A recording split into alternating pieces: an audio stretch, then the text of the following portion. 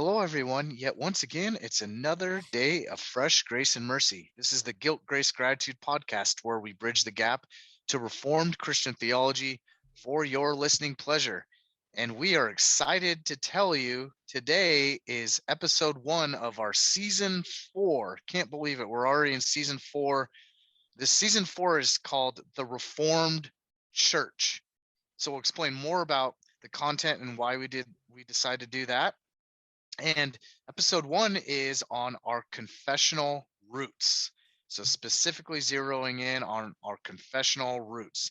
We'll explain a little bit more of the lay of the land and what to expect with season 4 of the Reformed Church and what we'll hope to learn and go over. And before this conversation, just as a reminder, make sure you stay to the end of this episode. We'll remind you how to get in touch with us through our social media platforms, how to find us on other platforms like YouTube, things like that. But as always, a reminder about the Society of Reformed Podcasters we are a member of. You can find that link in our show notes. Those are other great podcasts out there we encourage you to listen to. We are like-minded in Reformed doctrine with, and so you can find a list of those shows as well. You can also find a link to finding a local Reformed church in your area. So you'll click that link, you type in your zip, and you will find the closest Reformed church near you. We'll also have some other information in our show notes that pertains to this season and specifically this episode. But those are the main things. And then also we have a thing called Bridge Builder. And that's our group of supporters. So you can find out ways to support our show and be a bridge builder. And so we will jump into this first episode of season 4 of the Reformed Church, our confessional roots. How you doing, Pistol Pete? How's it going, Nicky Nick? Yeah, you guys know our nicknames. Whenever we sign in first, the very first things we say to each other are nicknames. So when Zoom first pops up, I'll say, "Hey, Nicky Nick," and he'll say, "Hey, Pistol Pete." If people know where Pistol Pete comes from, then I'm very surprised. Do you know where Pistol Pete comes from? At least where I think it comes from. I think it comes from Paul Rudd and "I Love You, Man."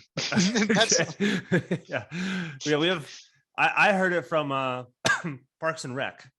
That there's a basketball player who's like super well known in Indiana, like this little tiny high school, and he's always called Pistol Pete because he is pistol with his shot, which I don't really know what that means. I don't play basketball, so take that for what it's worth. Yeah, no, that's a better one. And then Paul Rudd's probably better than mine because that's older and probably better known. I love all Paul Rudd movies. That's right. And but you're Nicky Nick, I don't know where that comes from. It's know what? Actually no, it comes from shoot, I forgot the actor's name. Mark, the big muscular guy. Wahlberg. Oh, Mark Wahlberg. So he was known as Marky Mark when he was kind of a rapper.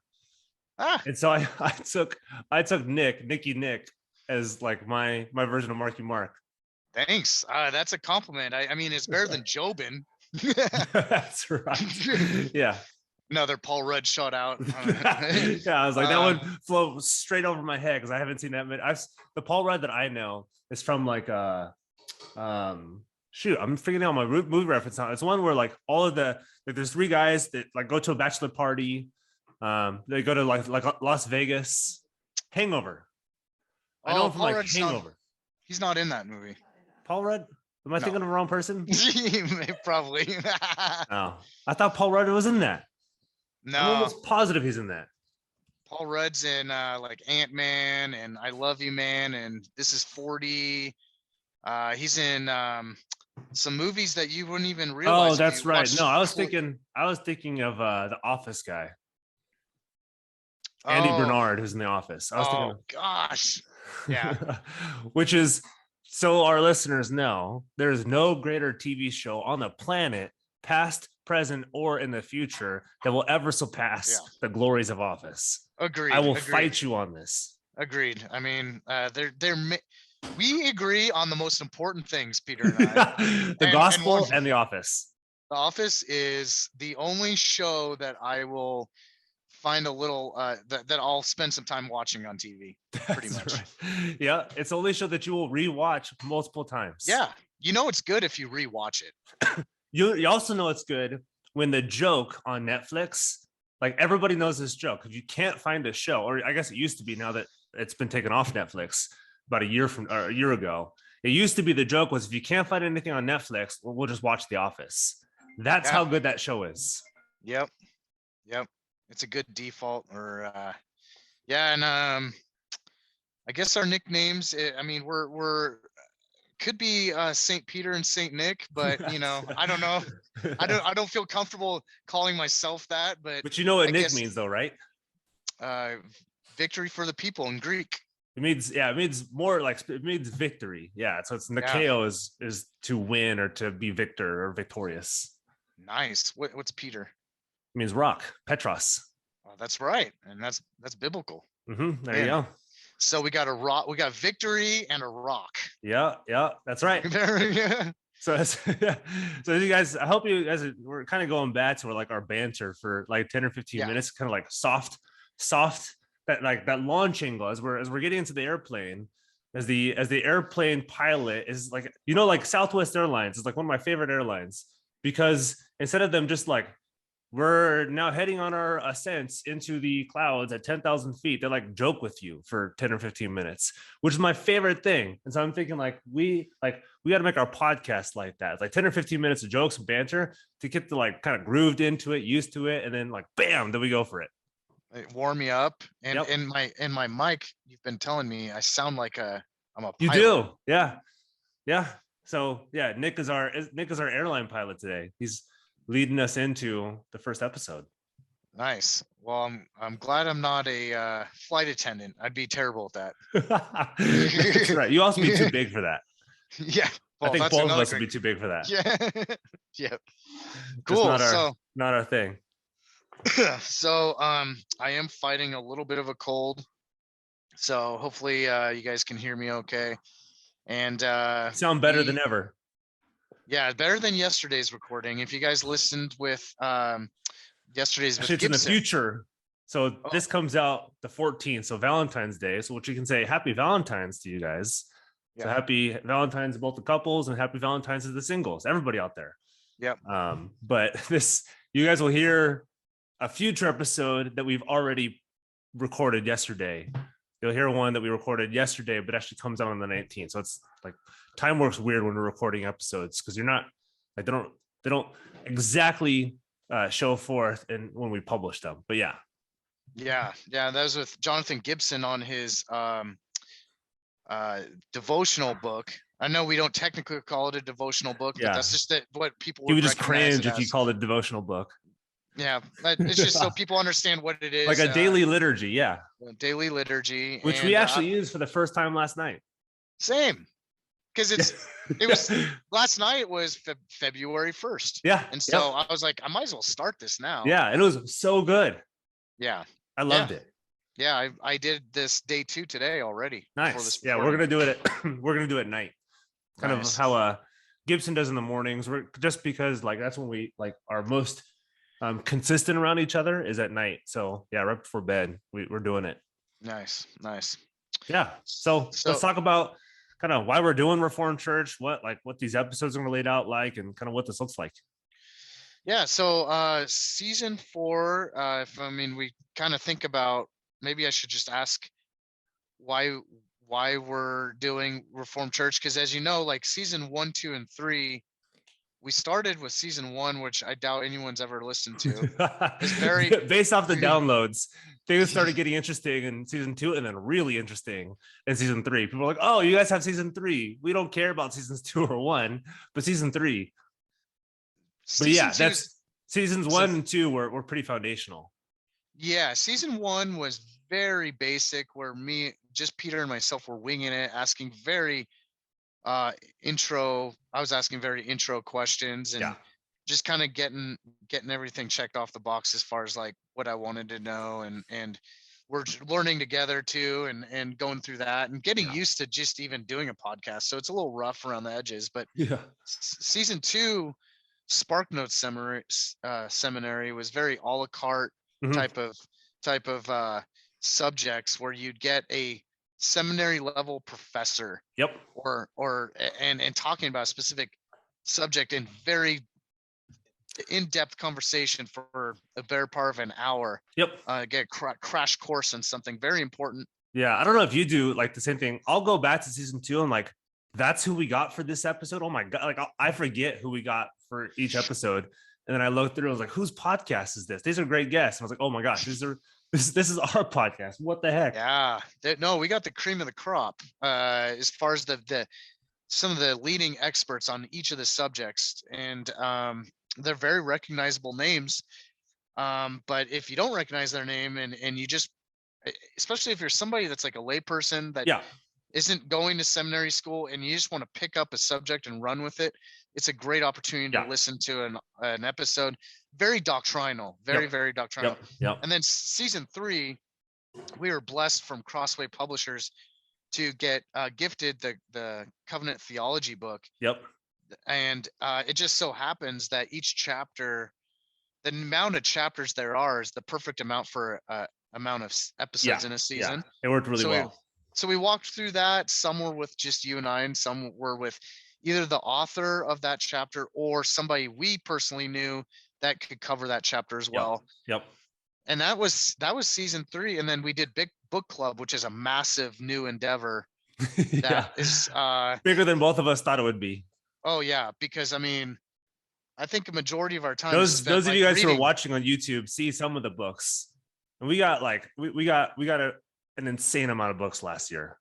Oh man, it's been huge. The biggest stress is explaining to my wife why I'm getting all these books and where we're putting them and how, like, that kind of stuff. But which is like the most reformed conversation you can possibly have at home is, do we have enough bookshelves for all my books? I know. You're reformed when you have those conversations with your wife. It's like, where to put or your husband. If wives are listening to this, you have that conversation with your husband. Yeah, definitely. Where to put all the books. So we try to read all the books, surprisingly enough. As impossible it is, we try, and I'll be like, we only have so much time. So some of the books I'll read like as much as I can. Yeah. You read as much as I can too. Yeah, I mean, there's some of them I've read cover to cover, but either way, that's the kind of the summary of our show. So leading that long background, over-explained explanation of our background. Why did we? And I got to ask you this because you kind of are the brains behind what we're doing in season 4. Why are we doing the title "The Reformed Church"? Yeah. What are we hoping to edify? What are we hoping to go over? Yeah, so we like Nick said, we started with kind of overarching on the Bible, kind of specifically and in general for season 1. For people who don't know about it, it was very basic, very lay level, very kind of non-Christian, Christian friendly in that aspect. So we talked about that for 15 episodes, and we said, okay, now we have like somewhat of a basis in the Bible. Let's dig deeper into some of the doctrinal stuff, and that was season 2. So we brought some of the some kind of subject area experts. If you want to talk about eschatology, the study of end things, you talk to Greg Beale. So we had Greg Beale talk about eschatology. If you want to talk about the Westminster Standards, which we'll talk about again pretty soon. If you want to talk to the guy, you talk to Chad Van Dixhoorn. And so we talked to Chad Van Dixhoorn. And that was season 2. And then season 3, like he said. So now we have like hopefully a pretty good basis or maybe an introductory basis on some doctrinal issues, some Christian doctrine, some reformed understanding of the Bible. Then we moved to, okay, how do we structure the Bible? How is the Bible itself structured? And that was season 3, and that was covenant theology. We went from biblical, exegetical to historical and some like theological stuff. And so, okay, now we see how the Bible is structured. And then we as we were thinking through season ideas a couple months ago, the big thing was, okay, now that we've talked about the Bible, we've talked about the structure of the Bible, how does this play out in the church? And so that's like, how does our understanding of the Bible form the church? And we'll talk later on about the Bible forms the church does not form the Bible. Right. which is kind of a huge distinction between the Reformed and the Catholic. The Bible forms the church, versus in the Catholic, usually it's by the church forms the Bible with canon laws and all that stuff. So that's what led us to season 4. We have ideas on season 5, but we won't talk about that until kind of closer in season 5. But season 4 was, now that we have all this, or hopefully we have this knowledge, how does this inform how we worship? How does this inform the structure of the church? Now that we've got a good basis in the structure of the Bible, some doctrines in the Bible, how does this play out in the local church? Because the hope is, like we talk about in every episode, like Nick talks about at the very beginning about like getting your zip code and putting it into a church finders. We want this podcast to lead you to the church. So the hope is we can define what the church is, what it exists for, various parts of the service, preaching, sacraments, the offices of the church, Lord's Day, the confessions. We're hoping we can provide a basis for why do we do what we do in the church. Now, we felt like now is the right time because we've kind of built a good base structurally and doctrinally and exegetically on the Bible. So just what the Bible's about and who it's about to now move into the church. Okay. And then today's episode is specifically going to be our confessional roots. Yep. So what do we mean by that? Yeah. So I'm not sure how pervasive it is, but there could be some arguments. And I think in broad evangelicalism, it might be the case that we're not sure, like, how long have we done what we've done? Especially so in kind of broader evangelical church, where there isn't like a great historical understanding of the church. We're not sure, like, how long have we done this? Like, why do we do this? Where does this come from? Which we may have a better understanding of the Reformed Church, but I think a lot of it ends in the 1500s, in the 16th century. We think, okay, we just got it from here. The Reformed Church kind of came out of nowhere and then just started in the 1500s with Luther and Calvin and all those guys. And so we get a lot of our stuff there, which is true. We get a majority of our stuff. We get all of our stuff in the Reformed Church from the 16th century. But the Reformers got their doctrine, got their ecclesiology, which is the study of the church. They got it from the church fathers. They got it from the medieval church. They got it from Thomas Aquinas. They got it from the New Testament, from the Old Testament. So the whole thing about today's episode is, let's not just look back at the Reformation, but let's look back with the Reformation to the formation of the church on how we got our roots. Yeah. And that's such a great thing to start with the foundation, is that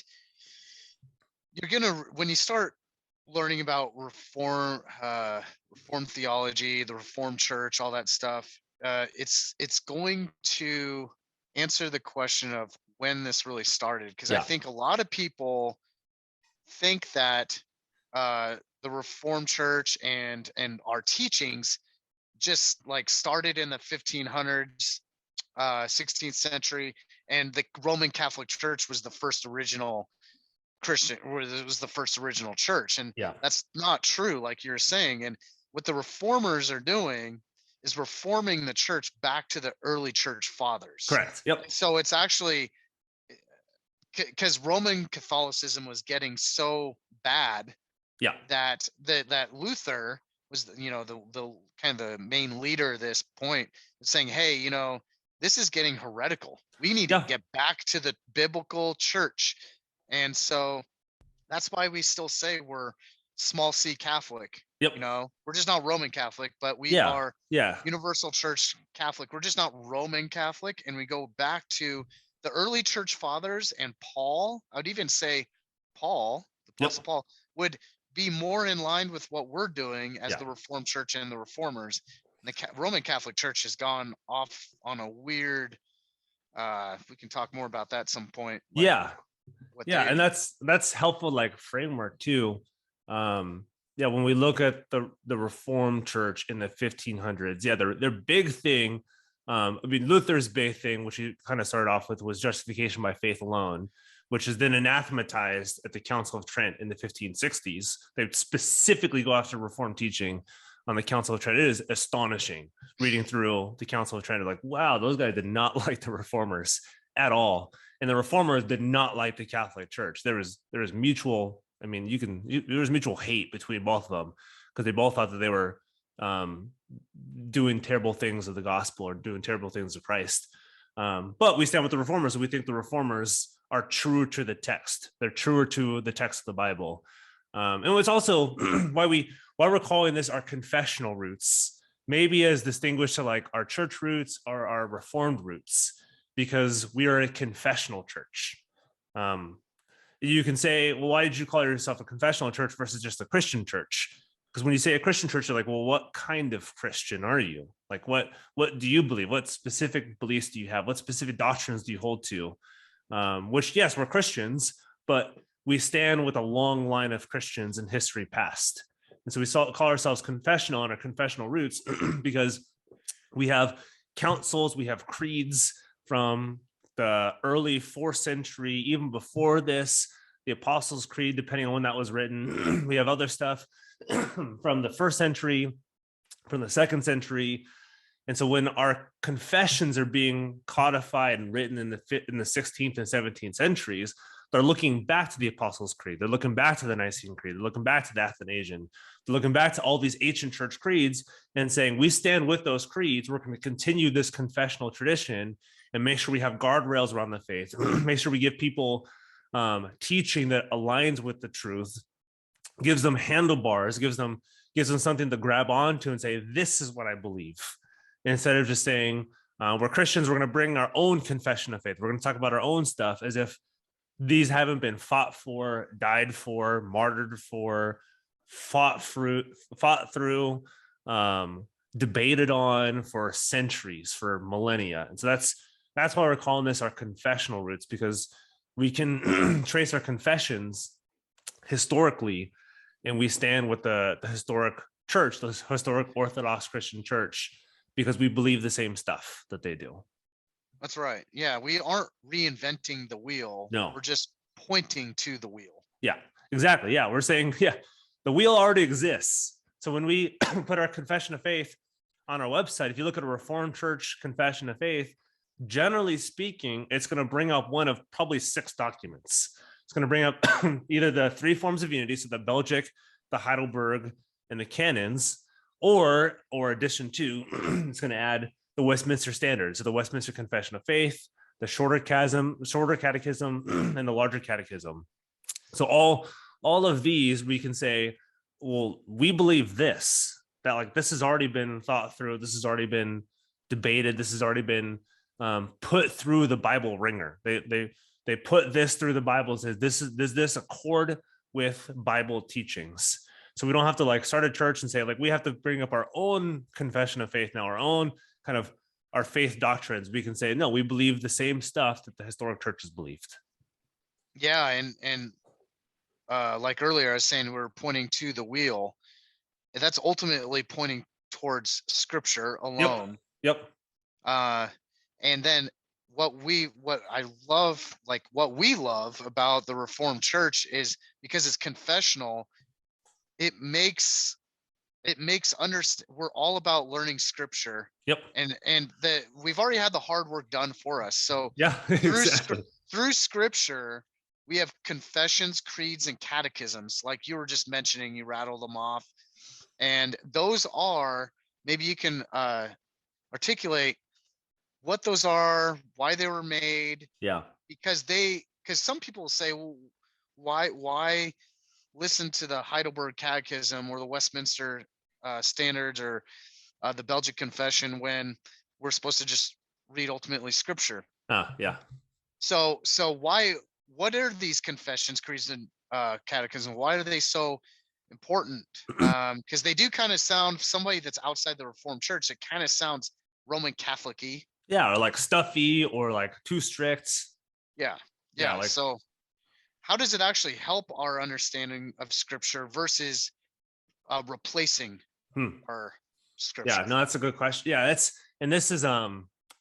this goes back to our talk a couple minutes ago on the Apostles' Creed, kind of those ancient church creeds that we've inherited that us in the Reformed Church should be reciting on a consistent basis, to recite this with saints of old, to say we believe the same stuff that the saints of old have believed. We haven't changed doctrine, because this is the truest exposition, the truest explanation of the ultimate standard being Scripture. But a lot of these, the creeds and stuff, they were forged in response to heresy. So heresy in the 4th century, kind of the 1st to like the 5th centuries, tended to revolve around a couple topics, kind of broadly speaking, tended to revolve around the Trinity, revolve around Christ's divinity and his humanity. And so a lot of these creeds are written as a response by Orthodox pastors, Orthodox presbyters, or bishops, whatever they might have been called between the 1st and 4th centuries, saying these heresies that exist right now, one of them, famous one being, people know of, like the Arian heresy, they're the Arius heresy, where there once was a time when the Son was not. So Christ was actually begotten. He was created in time. So look at begotten language, especially in the Gospel of John. And he'll say, okay, so I see this. It says Christ is the only begotten of God. That must mean the same thing it means with humans, that humans at one point did not exist. So therefore, Christ at one point could not have existed. So he takes an example from the human kind of physical world and imputes that onto Christ pre-incarnation. It says those are the same exact things. So when Christ comes into the world, that's his, like, he was created at a certain point in time, not eternally begotten. And so you get a lot of these kind of heresies are revolving between the 2nd and 4th centuries. And so these creeds and councils are in response. And so they say, we know that this teaching is revolving around, we have to have some sort of statement, some sort of standard, to where not just our pastors can look at this, but our parishioners, our members, our congregants can look at this. They may be hearing these heresies around. We need to have a strong statement that's theologically and biblically grounded, that our members can look to and says, no, that's not true. Christ was not created in time. Christ was eternally begotten of the Father. And that makes a big difference. We're looking at his two natures. Or if you look at the Trinitarian heresies, where it was 3 distinct persons that were somehow related, but were each 3 actually distinct people. Or one that was really famous was, you have one God who is manifested 3 different ways, who has manifested himself in the Old Testament primarily as the Father, and the New Testament primarily as the Son, and then kind of in our age primarily as the Spirit. And so you get a lot of these heresies that these councils and creeds and confessions and catechisms that they're really kind of aiming after. So one, it was these creeds and councils, and so they're necessary to really be, because we're human and we're fallen and we're sinful and we're going to create heresies. And so we need these to properly summarize the Bible's teaching through scriptural text, through reading scripture, on what do we actually believe about Christ? What do we actually believe about the Trinity? And also they were used, and there's famous examples throughout church history, especially so in the beginning, that their members were incredibly well trained. And so to become a member of a lot of these local churches, because they were so member community focused, and they were so caring for their congregation, they take care of them, give them housing, give them jobs, whatever it may be, so incredibly caring that like everybody around the area wanted to be part of this church, so they knew they were going to be taken care of. And so a lot of the churches had to have some sort of catechism standard to say, okay, what do you actually believe about Jesus? Or do you want to just become part of this church because we care for you? We want to make sure that you're part of this church because you believe in Jesus, especially as a member. And so they would have long drawn out catechism processes upwards of 3 years. And so by the time that they confessed the faith, they knew the faith, which is also a huge reason behind catechisms and confessions, is their teaching tool. So as opposed to kind of building our own curriculum, with a bunch of curriculums that exist out there, we have a ready-made curriculum, and it's been time tested. We can give it to our kids, and a lot of these catechisms were specifically for kids. Like the Westminster Shorter Catechism is famous because that was a kid catechism. It's still technically a kid catechism. A lot of adults look at that like, that's super freaking long. That's really long. But that was used for kids when it was first created. And same basic idea for the Heidelberg Catechism. That was used for kids by Ursinus. He wanted to train up people new in the faith. So there's a lot of things. So you can summarize it as it was to rebut or to respond to heresy. And it was also a training tool. It was training people in the faith. And they were forged after years by some of the best scholars in church history, and some of the best scholars in world history were writing these things. Reformers at their time were known for being intellectually like prowess. They were incredibly bright. So they were creating these for the church, and so we can look back at these and say, you know what, we might be good to use these. These have been time tested. So it's rebutting heresy, responding to heresy, giving us good doctrinal standards, but also teaches us the faith. Yeah, they truly are gold created through fire. Yeah, absolutely. These confessions, creeds, and catechisms are a sort of, like you said, teaching tool, guide to scripture. They center our focus on the redemptive history of what the Bible explains, God's word to us, because we all know you don't even have to have ever read the Bible to know it's a gigantic book. Yeah. I mean, it's 66 books. Who knows how many pages? Yeah. It is long. So if somebody just asked you a question, sometimes it would be you'd have to fumble and flip through back and forth. And so what these creeds, confessions, and catechisms do is they answer the main questions that are affect salvation and responding to heresy. So they are the ultimate apologetic documents. Yep. That's a good point. I think that's a good thing to bring out, where if you have somebody who asks you like, who is God, you can from memory go through the Westminster Shorter Catechism, which talks about who is God, or what is the Trinity, or who is Jesus. There we go. Where they give you succinct answers to this. And so, and that's the thing, like in a sense, I guess, the Reformed Church is kind of this high flighty, like smart people who hear a lot of doctrine, which in a sense is kind of true, because it's because on the front end, they're really well trained. They've been part of a church for years and years and years. They've been trained by the pastor over years and years and years. Sunday school, midweek Bible studies, and Sunday, either morning and evening or just morning services. But they've been trained in this. And so when kids growing up in school are asked by their friends who don't know anything about the faith, it's like, I don't really believe in God. Like, who is God? The kid can, from memory, recite some of these things and give them, hey, these are some scripture references that you can look at. This is a clear and concise definition, versus maybe like fumbling around. It's like, well, I'm not really sure. I just know like he saved me from my sins or something like that, where they're not like sure how to distinguish some of these things as well. So it's a really good point to say they're succinct definitions to huge questions that we have to answer. Yeah. Again, the hard work's been done for us. It's I wouldn't say it's easy to be reformed these days, but it's a lot easier than people think. Yeah, no, that's true. These are written down for us. I mean, think about that, like you were saying, the was my catechism, guys. That was originally created, like Peter was saying, kids memorize that stuff and could recite it.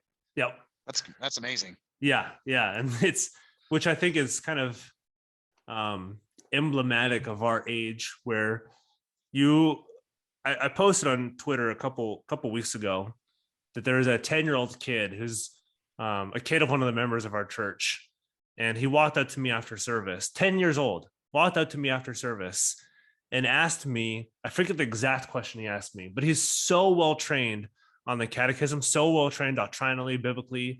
He asked me something to the effect of Christ's two natures as it relates to the Trinity. Like, how did those two things interrelate? I was like, I don't know. I don't know, like kids, let alone most adults in kind of broadly evangelical. I'm not trying to hate on broadly evangelical churches, but just saying, like, generally speaking, I don't know many adults who have categories enough to ask that question, not like, let alone answer it, but have the conceptual, like distinguishing Like they know, okay, this is this doctrine, this is that doctrine. I know what this means. I know what that means. Okay, well, how do these relate? And so he asked me a question about the relationship, and I was like, that's a great question. And you're 10 years old. How are you so well trained already? But his parents make a big deal about every Sunday afternoon. They go through the sermon, they go through the catechism, they train up their kids, which is a lot of hard work. But my goodness, is a payoff for a lot of these kids and for a lot of these adults. Yeah. I mean, remember, it's called the Lord's Day all of Sunday. Yep. So, in conjunction with worship and Sabbath on that day, I'm going to challenge myself with my kid and my family to try to take a deeper dive on those with them, and I'll throughout the week for sure, but just kind of like you said, make a point to use that as the educational tool for your family, because outside of church, well, I'm not a pastor, so I can use this as a tool to educate my kid about the Bible and what the Bible says, without with being outside of church where they're hearing that or like from someone like you. Even so, when you're looking for educational materials for your kids, when you want to train them about the Bible, you don't have to like go through all these different catalogs. Okay, what's this curriculum? What's that curriculum? How do these relate? How true is it to the Bible? We can look through some of these catechisms. They're like, okay, there we go. That's what I use. Yeah, it's long. It may be difficult, but give it a couple years, and it sounds like a long time, but give it a couple years and it pays off. There's sure. But like maybe we can distinguish. It doesn't guarantee that your kids will be Christians. I think we should distinguish that. But what it can help, kind of bordering on guaranteeing, is they're going to know the faith. So if they leave the faith, at least they know it. At least they're quote unquote, they're leaving something that they've struggled through, versus like they don't know it all that well, and so they leave something that's probably not the faith. So they're struggling with actual doctrines from the Bible.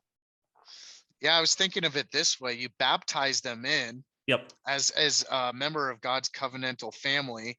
That alone doesn't secure their salvation. They're just part of the covenant community. But our role as parents is to promise to teach them in the Christian way, and these are tools to do that. Yeah, absolutely. Yeah, so that's that's why these roots are so important for us. These confessional roots are so important for us, because it's the Christian faith has been taught in a way for a long time. And it's like you said, why reinvent the wheel if we can just go take the wheel again and show it to our kids and say, hey, this has worked for a long time.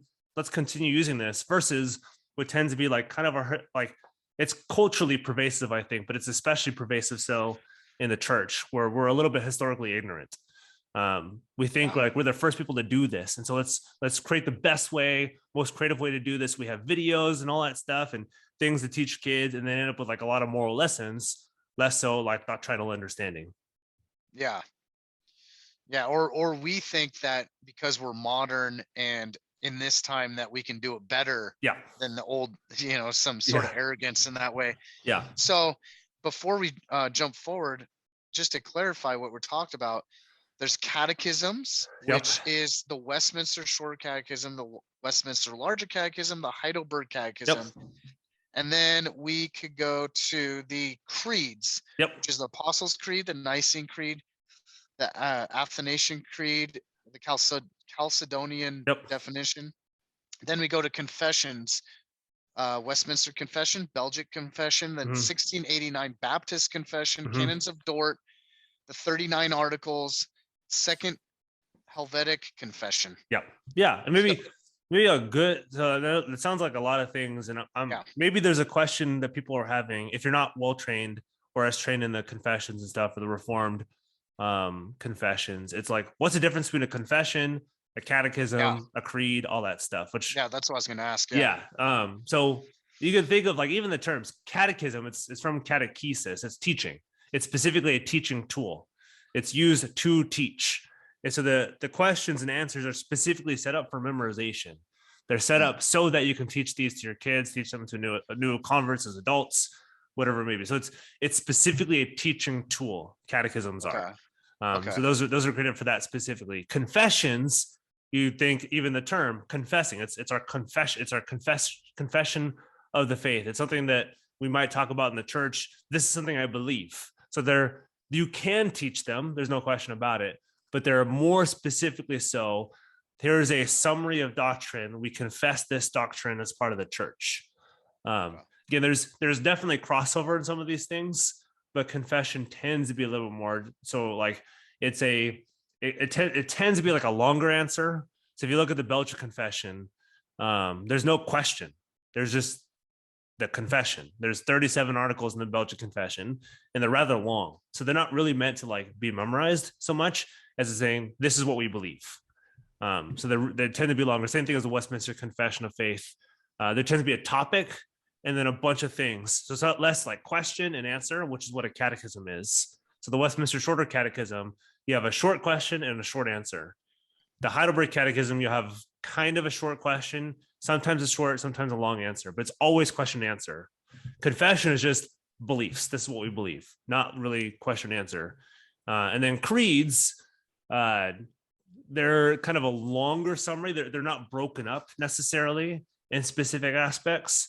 So it's an exposition like the Apostles' Creed. It's technically broken up into 12 sections in 3 like overarching sections. So you have the God the Father, the Lord Jesus Christ, and the Holy Spirit kind of break it up a little bit. But you can think of the creeds as a summary of either a specific doctrine, where the Nicene Athanasian talk about either the Trinity or Christ's 2 natures and really like pound that doctrine. Or you get the Apostles' Creed, which really pounds both Christ's divinity and it pounds the Trinity in that as well.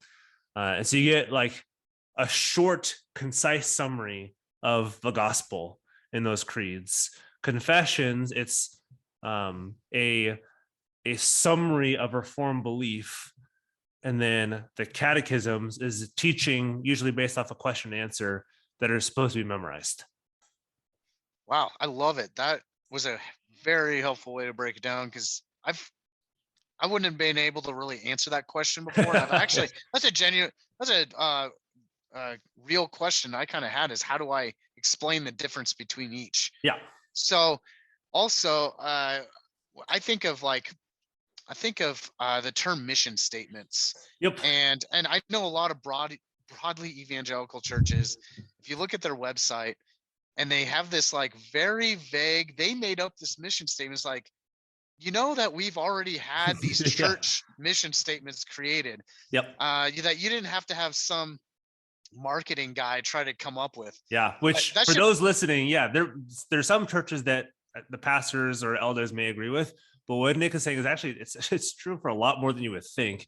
They are marketing. That's what they exist for. It's come to this church over this church because we have this cool way of saying that we believe in Jesus or we believe in God. Yeah. So I'm thinking about like, if you're looking at a company's website, or like, let's say if you're like looking to change jobs and you look at an employer's website and you see this mission statement, it's so vague and fluffy and it sounds like HR wrote it, right? Yeah. And it's like, okay, this is the things that they should do, that they want to put on paper. But I know I'm speaking for a lot of people who are like, do they really apply that? Because behind closed doors, I guarantee they break those rules. So the same thing happens with churches. Like if I'm reading a church's website and I see some sort of vague, flaky mission statement, I'm like, are they really actually going through with that? Are they really doing it? Now, taking the creeds, how as a Reformed church, if you look at let's say you've never been to a Reformed church before and you're like, I think I'm going to look at their website, and I see, instead of a really corny mission statement, I see an actual Nicene Creed on there. Yeah. But I don't know anything about anything. So I'm like, well, they say that, but how do I know that they follow through with what they say? How do we know as a Reformed church that we're actually trustworthy to follow through for the best way possible, that we're doing the actual creeds, confessions, catechisms? I think that's probably even beyond even the historical question, although we have to historically ground this. that's probably the most practical question we can probably ask during this episode for those who are looking either transition to Reformed churches, or those who are looking for a church, or like, there's no good churches in my area. We hear that a lot, like people talking to us that there's no good churches in my area. Where do I go? Like, how do I find a good church?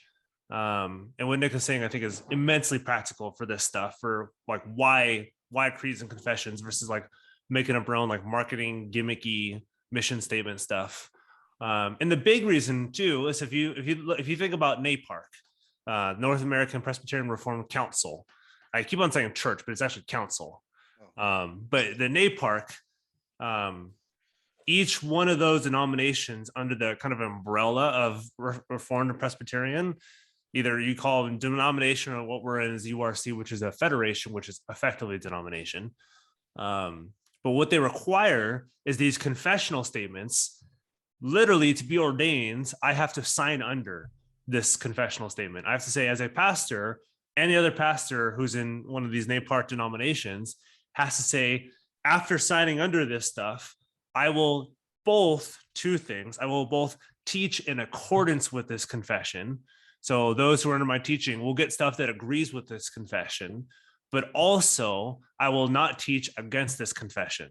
So I will not teach anything that goes against this stuff. And so we literally require, we say subscription to the standards, literally meaning we sign under the confession saying we will not teach against this, but we will teach for this or with this or in accordance with this stuff, which is where when you go to a Reformed church that's denominational, some people may think, well, I don't want to go to denomination. Maybe if I can say it flat out, if you don't go to denomination, you don't know what you're walking into. There's really no other better way to say that other than saying you're walking into it's a hit and miss. If you go to a great non-denominational church, that is probably the exception rather than the rule. Those exist. There's 100% true. Those exist. We've both been to great non-denominational churches, but that is the exception. That is not the rule. More so the case in the Reformed church denominations, it tends to be the rule, although there are exceptions. There are exceptions to the rule, so you can flip it. So that's why when you have a creedal statement or you have a confessional statement on a website, you may not know what to do with this stuff, but you want to see, okay, is this church, is it denominationally led? Is there a presbytery over it? Is there a classis over it? Is there a governing body of elders making sure that this church, this pastor, these elders are consistently under confessional standards, and that they have they have an authority over on top of them that will discipline them if they teach against the standards, which that does happen a lot. Happens to PCA, happens to URC, OPC, any one of the Reformed denominations. A member of the church can go directly to the council. They can go directly to the overseeing presbytery and say, my pastor is not teaching according to scripture. He's teaching against the confessions. And then that pastor gets examined by the presbytery classes, whatever it may be, and either disciplined, he's either let go, or he's forced to kind of rework his views, go back to school, whatever it may be. You don't have that if you go to a place that is not denominationally founded or denominationally led. You have nowhere to go to if you want to make sure that your pastor, your church is teaching good doctrine. It's up to them and up to them completely. And sure, they may have like mentors and stuff, but nobody that they're accountable to. Nobody who can literally take them out of their job, which is why this stuff is so tremendously crucial. It's your pastor, your church has to be under some of these denominational oversight, and they have to be signing under a confession that they're liable to teach in accordance with, which is why like cool gimmicky kind of mission statements really mean nothing, because they don't have to follow it. There's nobody making sure, like you talked about with companies where you deal with this as a salesman. There's nobody holding them to this. There's nobody like who's going to slap their hand or take them away from the church and say, no, this does not accord with our confessional statements, which leaves a lot of members who are looking for a good, biblically based, gospel preaching, Christ-centered church. It leaves them aimless. They don't know what to look for. They're not sure, okay, is this church good? Is this church good? Well, they say they believe this. Is anyone really holding themselves accountable to this? That's why confessions, the creeds and stuff, where you know this church is under authority. This church is under authority by people who make sure that they're teaching with the confession, with scripture versus against it. Amen. Yeah. And I think, and that made like parts of that you guys are like, you went too hard on non-denominational church. It's because both Nick and I were part of this stuff, and we've seen it from the inside. I've seen it from the inside. And again, there are some great churches that are non-denominational. But if you, and it said, if you don't want to be fearful walking into church, whether or not you're going to be under a good gospel preaching that's doctrinally sound, we don't know of any other way to go than like go to Reformed church. Yeah. And I mean, Reformed church. I think like all that we both said comes down to accountability. And this is Jesus's church. Yep. Not the pastor's church. Yep. And so when you have, like you said, totally want to echo, there are not great non-denominational churches. Yep. Both you and I have come from fantastic non-denominational churches. If you're at one and you know you're hearing the Bible, not telling you to leave by any means, but just but you probably you probably know this. If you've been listening to us long enough, you probably know friends who have a hard time finding a church because it's hit and miss. Yeah. So I hate to bring this up as a specific example, but I think it rings true to kind of get clarity. There's checks and balances with a denomination, especially the Reformed denomination with the Presbyterianism. Yep. Like you said, the pastor has to answer to the elders. They go through a board. There's, they can't get away with heresy. Nope. And abuse. The thing is, there are exceptions to this, but they're the exception, not the rule. Again, right. We flip it. In non-denominational, it's the rule technically, and the exceptions are that there's accountability. Versus the Reformed, it's the rule versus the exception. Yeah. And again, going back to more of one of the most extreme negative examples of a non-denominational to bring up, like Mars Hill with Driscoll. Yeah. You could come out, and Driscoll in the early days, I listened to that podcast, Rise and Fall of Mars Hill. In the early days of Driscoll, you listen to it, and you were involved in, or knew Driscoll. In the early days, you hear him, his intentions are very good, gospel-centered. Jesus is in charge of the church. We would all nod our heads if it just stopped there, and you're like, okay, but you know what happens when there's no accountability?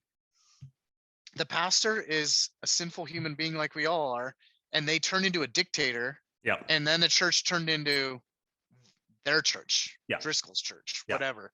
Yep. And obviously, I saw it from the inside. Like, I was a member. I was an intern at the church. So I was part of video conferences with the whole pastor group.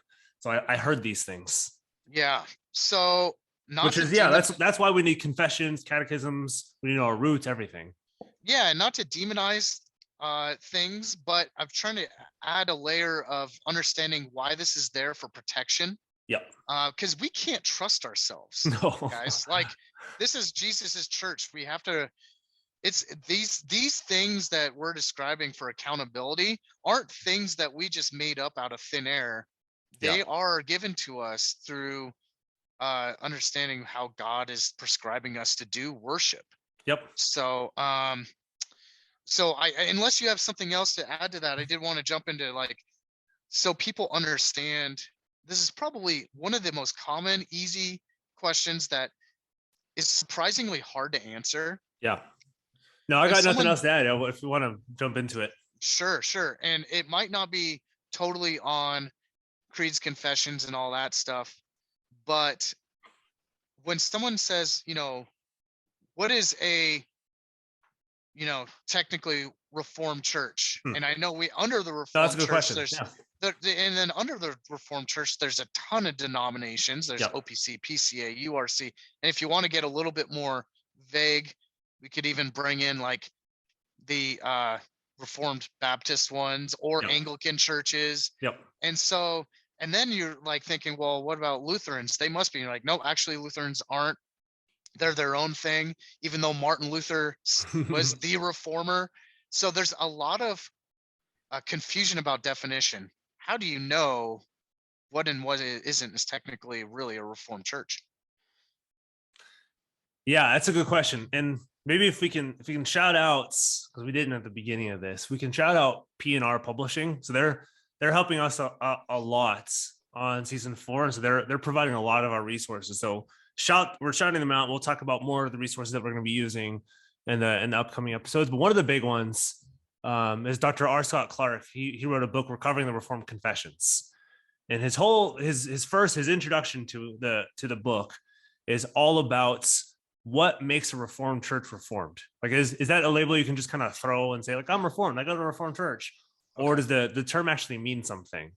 And he makes the case, and I think that's compelling, that the Reformed means something. Reform means confessional. It means not just that you believe confessions, but you're subscribed under a confession, under the authority of that confession. You probably the next question is, well, why aren't you like under the Bible? Why don't you just believe the Bible? Why can't you just sign under the Bible? And like what you talked about the kind of beginning of this, the Bible is a big book and it's hard to describe in a few words. And the confessions do the best job of faithfully summarizing the teachings of the Bible. If the confession is wrong, then we reform it around the scripture. We don't do it the other way around. We don't reform the Bible around confessions. We reform the confessions around the Bible. And so to be a Reformed church, very simply, which is what our episode is named, is to be confessional. You sign one of these confessional documents. You say, these are the things I believe. So me and the URC tradition, kind of shared with the Presbyterian tradition, is I sign under the 3 forms of unity, so the Heidelberg, the canons, and the Belgian Confession, because those are the confessional statements that I believe best summarize scripture. But also I believe in the Westminster Confession, or I subscribe to the Westminster Confession, the Westminster Standards, because I think they're also a faithful representation of scripture. And so to be Reformed is kind of coterminous. So it's kind of the same thing as saying I'm confessional. And if you're confessional, these are the confessions you believe. And there's a certain way in Reformed theology of doing church. Of a Reformed church does certain things because it's Reformed. Less so, you can say like, well, I'm Reformed because I'm theologically Reformed. If you're theologically Reformed, it's going to lead to doing church a certain way, based off of what we see in scripture, what we see in the confessions. That's maybe a concise way of putting it. So that's being Reformed is being confessional. Yeah, like you said, I'm paraphrasing here, but we stand shoulder to shoulder with each other. Under the Reformed umbrella, there's these specific denominations that we stand shoulder to shoulder with, and we agree on confessions. Like you said, like I personally go to an OPC church, you go to an URC church, even though there's very little like disagreement. We like our confessions are 99.99% the same. Yeah. The only like slight differences are like the offices in Reform, like in the URC, are slightly different. Offices meaning pastor, elder, or deacon, right, are slightly different than the OPC, but in no sense does that mean, which also in the NAPARC and like confessional churches, you can transfer memberships. So as a member, you can go from a PCA church, you can transfer membership to URC, you can transfer from URC to an OPC, and kind of all of those things around, because there's a confessional, like people share confessional beliefs. That's why you say, like you said, there's communion between the believers within these churches, that we share the same stuff. You can't transfer a membership from a non-confessional church to a confessional church, but you can between confessional churches.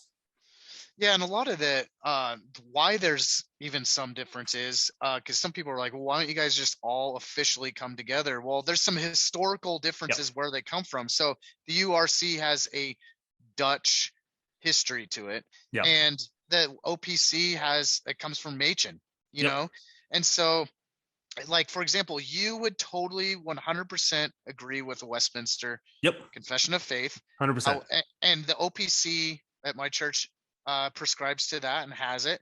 But correct me if I'm wrong, if the URC, you guys don't really go through it during your We've gone through it every once in a while, and we're allowed to, because it's a shared confessional document. Yeah.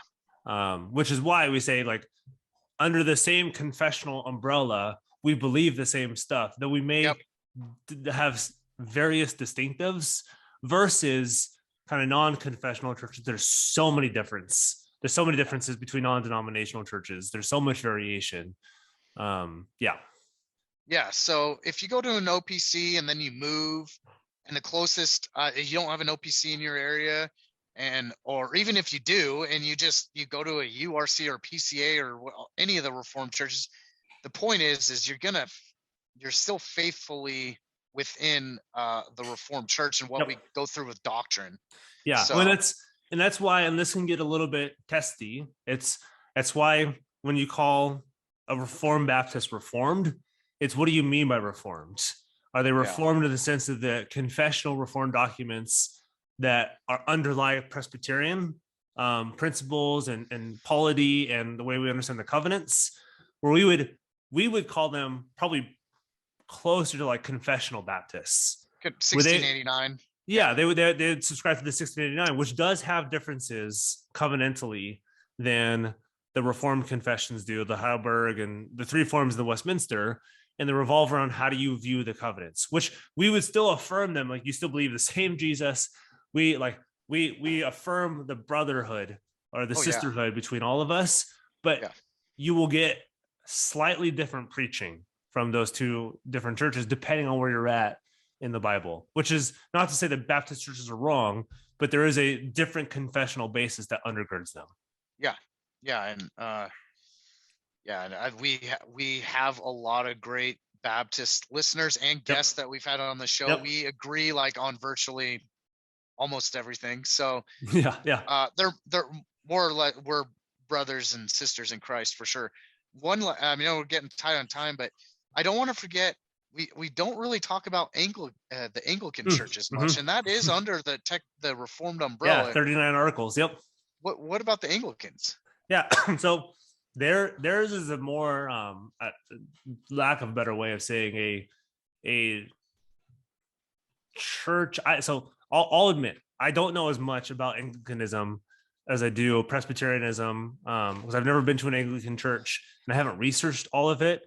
But we're potentially later on, and Dr. Gibson is going to give us an introduction to somebody who's well-versed historically in the Anglican tradition. So we'll probably have an episode sometime in summer with this guy.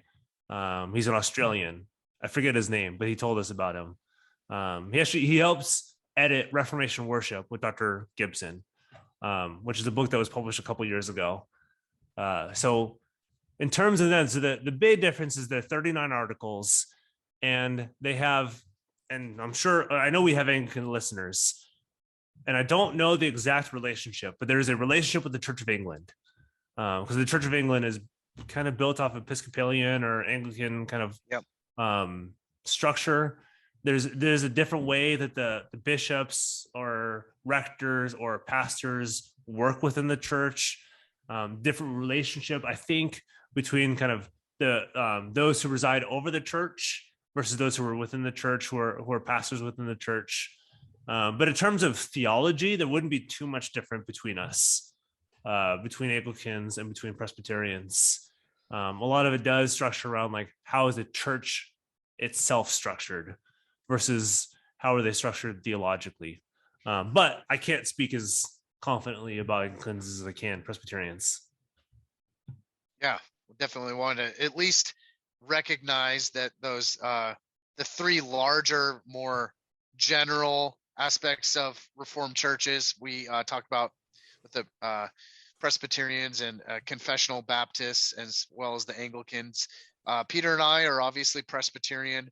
So we focus a little bit more, maybe tongue-in-cheek dogmatic, on the fact that Reformed is really more of the Presbyterian route, but we have these we lovingly say that to our but it's also why you guys will see in kind of our archive list of our episodes, you'll see we've had on Lutherans before, we've had on Baptists before, Reformed, Presbyterians, we've had on kind of a vast array. We've had non-denominational guests on before, so we had vast array of people, so we all agree on the distinctives, and they're kind of leading experts in the specific fields. We try to not just like say we do this, but like we actually try to practice that we have communion with these. Although like we know that there are some differences, but they revolve around confession stuff. And so hopefully that gives people like a good grounding on where our confessions come from, why we're confessional, how old the Reformed Church is, where it comes from. It's not new, and it's technically 500 years old, but in a real sense, it's much older than that. It's much older than the Reformation. Yeah, and so this episode is called Our Confessional Roots, and I want to give one more opportunity for you to hopefully we answered or clarified and gave the title of this episode justice. Yeah. And I'm not sure, unless you don't want to do this, just quickly through the ones that we mentioned, Westminster Confession of Faith, the Heidelberg, and all those. Yeah. I don't think maybe we did answer this, but in a very concise way. Yeah. Just some like bang, bang, bang kind of explanation where they came from, by who, why. Yeah. Move on to the next one. Yeah, we can do that. We can do that quickly. Yeah. Cool. Go ahead. So you got. I'll do the big six. Because those are the ones I know the best. Okay. And we've kind of talked about the creeds and stuff, but so the Westminster Standards is both kind of, it's an overarching term for the Westminster Confession of Faith, Westminster Longer Catechism, Westminster Shorter Catechism. So Westminster Confession of Faith is 33, I believe, chapters on the summary of Christian doctrine. And it's more so from the Westminster Assembly. So it was created in the Westminster Assembly in 1646, where it was codified kind of by Parliament. And so it's 110, I think 115 members of the Assembly. And they're thinking, what do we believe? How is our council structured? What do we believe about the covenants? It's a little bit stronger on covenant language. There's a little bit more covenant language in it. It's a little bit stronger on like overarching redemptive history. So they're a little bit better known for that stuff. And then the shorter and longer catechism, the longer catechism is a whole lot more questions and is meant for technically adults to teach them the confession of faith. And the shorter catechism is for kids to teach them the confession of faith. So they're kind of broken into question answer on that. And then you get the Belgian Confession, which is written by Guy de Bray in the 1560s. I think it was written a year or two before, or it was codified a year or two before the Heidelberg. And that one was really kind of written. So it was written in a context that was fighting against Catholicism pretty specifically. And we'll have on all these episodes, we'll have actually a subject area expert on each one of these. So for the Westminster, we'll have Nick's pastor. So John Morris talk about this and how he has come to understand the Westminster Confession and what it does and how it's used in the local church. On the Belgic, we'll have my pastor, Denny Hyde, who's written a book on it, who's done a bunch of work on the Belgian Confession. But it's kind of answering a lot of these questions by Guy de Bray, kind of against the Catholic faith. That's really kind of polemic against the Catholic faith, but also tells us what we believe. Heidelberg was written by Zacharias Justinus, and it's built kind of how our podcast is named. It's built off the guilt for the first four questions, or first three or four questions, and then from I think it's question 4 or 5 to or Lord's Day 4 or 5 to 30 is the grace. So it describes who Jesus is, what the Trinity is, what he's done, what justification is, all of those things that kind of undergird our salvation. And then gratitude, which is, I think, Lord's Day 31 or 32 to 52. And that's now that we know that we're saved, how do we live in response to our salvation? And so it goes through the Lord's Prayer at the end. Interestingly, it starts with the 10 Commandments. So the gratitude portion of the Heidelberg Catechism starts with the 10 Commandments. And it's the law that we've been saved through and from. So it's how do we live in light of this law for us? And then the Canons of Dort is slightly different because it's really neither confession nor catechism. It's a response.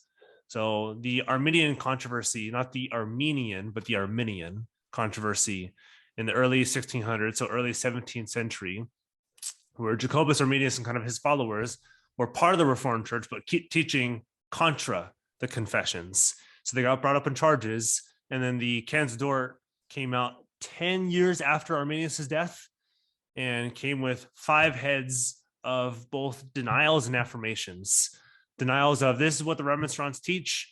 We deny this. We affirm the scriptural teaching on perseverance of the saints, total depravity. So when we get the acronym TULIP, kind of comes from the Canons of Dort, although it's switched differently, it's done differently, and they don't talk about those specifically, but they come from the Canons of Dort. So that's maybe hopefully a quick and concise summary of those. Oh, that was good. That was 4. I think you said 6. Well, so the shorter and larger catechism are expounding on the confession of faith. Yeah. There we go. Cool. I love it. Thank you for that. I think that did it justice. And so I would encourage those where I have like just enough knowledge to kind of describe these things. We'll have people who know these really well over the next few episodes go really deep into each one of these. Yeah, Morsch, my pastor, Hyde, your pastor, Clark, Scott Clark's going to go through the Heidelberg. Yep. If I could make a couple plugs before we end out. Yeah, do it. If you guys want, this is some resources that have really helped me. Yep. If you guys go to your phone and you download the app, and we're not paid by this by anything, this is just straight up personal experience. Yeah. I found, don't ask me how I remember finding this app. It's called Reformed Companion. Oh yeah. And it's purple and it's got like a crown looking thing on it. So there's probably other apps like this that I don't even know of, but this one's helpful because it breaks down, and you guys are on YouTube, it breaks down all the creeds, confessions, and catechisms. And you just hit them and you can read them all. I mean, it's really super simple. It's right at the fingertips of your phone. And then also has the 5 solas. So we're talking about, sola scriptura, sola fide, all that stuff. It also has the doctrines of grace, which is TULIP, like you're talking about. Yep. And then my last plug, and I'll let you do the honors of ending the episode. These books right here, didn't have them here by accident. Now that we're on YouTube, product placement right there. If there ever was one. If you watch movies with like Audis and stuff, like driving around, think of this as like our Audi. Oh man, and I am in a garage, so instead of an Audi, right? Yeah, instead of an Audi parked in here because I can't afford one of those, I have books. So these books specifically here probably help generally with our whole season 4, but specifically even with this episode, more or less. So you got Danny Hyde. This is Peter's pastor at the Oceanside URC. This is Welcome to a Reformed Church. Yep. This is a guide for pilgrims by Daniel Hyde, published by Reformation Trust. Yep. And so very small book, quick and easy to read, very intro level if you've never been to a Reformed church. Yep. So I'd read that. This one is by Carl Trueman, The Creedal Imperative. Yep. And it's published by Crossway. Yeah. That one's, now it's talking about, I mean, it's in the title, but it's why creeds, confessions are necessary and why losing them is it's kind of a bad thing. Yeah. So get this copy. Maybe we'll talk about it more on our show. We will. Well, hint.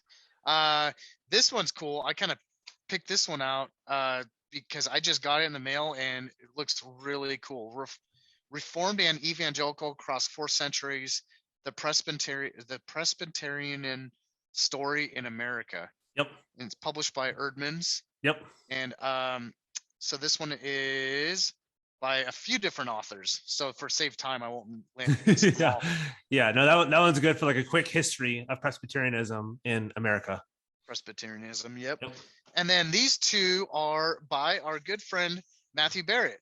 Yep. This is a systematic summary of Reformation theology, right here. Yep. Published by Crossway. Shout out to Crossway.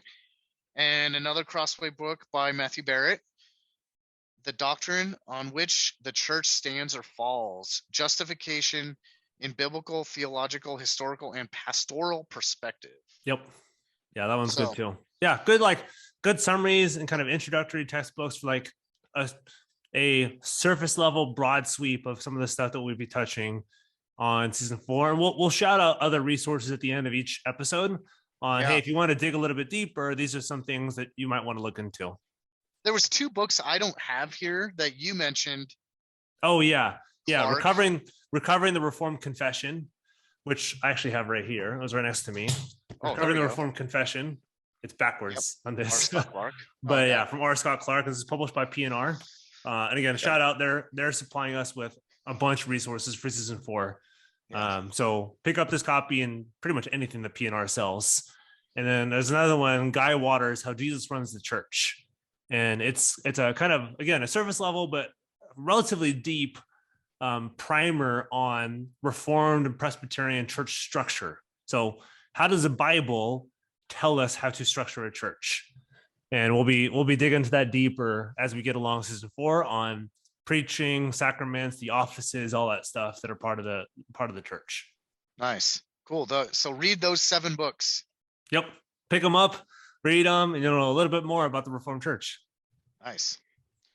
Well, that's it. That's all I got. Unless so this is hopefully this is a good little primer for you guys, and we'll link these books in our show notes if you guys want to pick these up and systematically work through them. And if you have a church group going through this, or your family's going through this, or your friends are going through this, whatever it may be, they're helpful books to get a broader perspective. We'll also link the confessions in this a good area that you can go to for all the confessions. And then also we'll shout out, like we did for season 3 and 2 and 1. Next week we have, I believe it's the Heidelberg Catechism. Yep. So we'll be talking to R. Scott Clark next Monday. You guys will hear this, who's writing a massive commentary on the Heidelberg Catechism. So we thought, who better to talk about the Heidelberg Catechism than the guy who's writing a commentary on the Heidelberg Catechism. So you have that to look forward to. And the next few that we already have kind of planned out. So Heidelberg Catechism will be next Monday.